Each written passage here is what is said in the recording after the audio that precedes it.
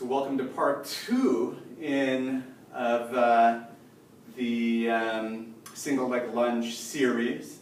In part 1 we spent a fair amount of time practicing the Yoga Warrior 1 pose. If this is the only exercise that you do in this entire series, I would be okay with that.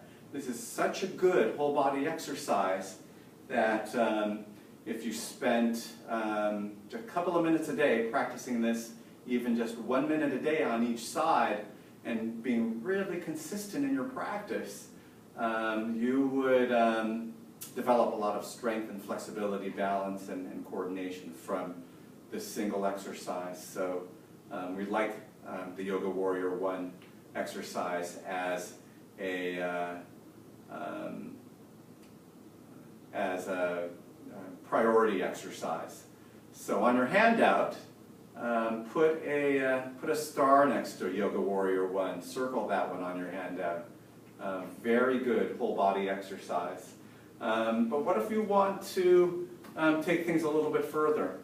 There are ways to do that, and one of the ways to do that is to make this adjustment to the Yoga Warrior 1 position, and you can begin to bend the back leg, bend the back knee, bring the back heel up, and you can drop that knee down toward the floor. You don't have to go all the way, and press yourself back up. This is pretty close to a single leg lunge, but I'm only going down halfway. I'm not going down all the way. And I am moving in and out of this position. It's interesting because when I go from the Warrior 1 pose into this position, sometimes in yoga this is called the crescent pose, because if I get my arms into the overhead position, now my body is in the shape of a crescent moon. So they call this the crescent moon pose. So when I'm in this crescent moon pose, this requires a little bit more strength and flexibility and balance. Having that back heel grounded gives me quite a bit more stability. And the moment I pick that up, I'm working a little bit harder.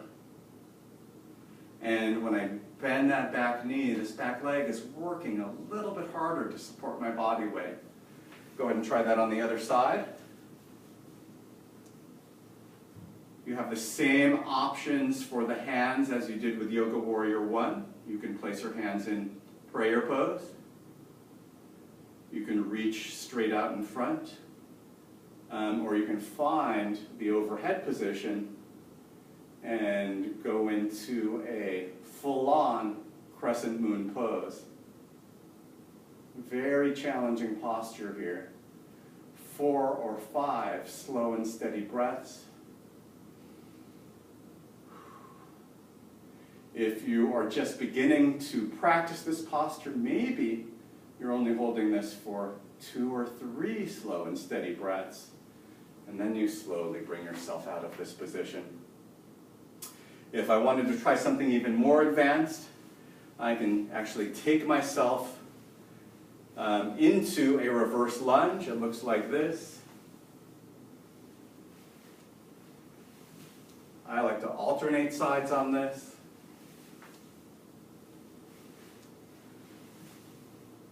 This is very advanced. You're going to have to work your way up to this.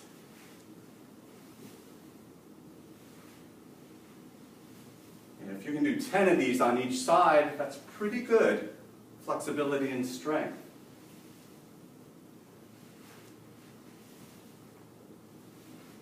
I was working with a patient today,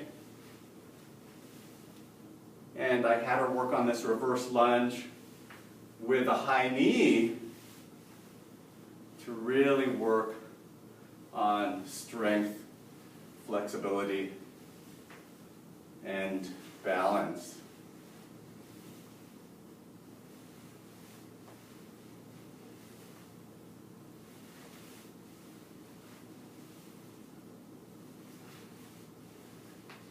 So that was our single leg lunge series.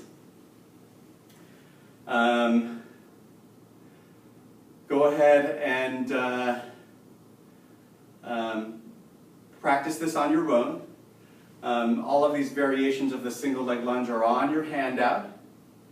And I'm hoping that you can work off the handout and find one exercise in the entire series where you can start your practice. And you can build up from there.